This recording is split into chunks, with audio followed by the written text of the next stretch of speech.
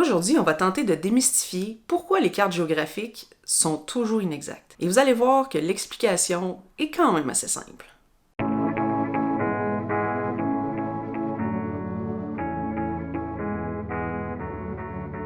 Au départ, le problème avec les cartes, c'est qu'elles sont une surface plane et que la Terre, elle, c'est une sphère. Essayer de représenter quelque chose de sphérique sur papier, ça va nous donner forcément des problèmes. Pour mettre la Terre à plat sur une carte, il faut donc utiliser ce qu'on appelle une projection cartographique. Une projection, c'est donc une technique mathématique par laquelle on reporte des points de la surface d'une sphère à la surface d'un plan. Au fil du temps, les géographes ont inventé plusieurs sortes de projections cartographiques afin de répondre à différents besoins. Mais malgré tout ça, malheureusement, il n'y a aucune projection qui va réussir à représenter de façon absolument parfaite la Terre. Soit la taille des continents ne sera pas représentative de la réalité, soit les angles ou les distances seront déformés. Pour vous donner un exemple, la majorité des cartes papier qu'on appelle mappemonde, celles qui représentent toute la Terre, utilisent la projection Mercator, qui est une projection cylindrique. Et là, j'imagine qu'il y a une question qui vous brûle les lèvres. C'est qui Mercator? Pour répondre à cette question, on va ouvrir une petite parenthèse historique.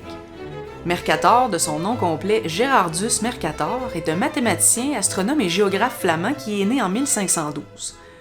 Il est devenu célèbre suite à ses études dans le domaine de la cartographie, mais surtout pour avoir inventé en 1569 un système de projection cartographique qui porte son nom. Et aussi incroyable que ça puisse paraître, la projection de Mercator a fait son chemin depuis le 16e siècle jusqu'à nos jours.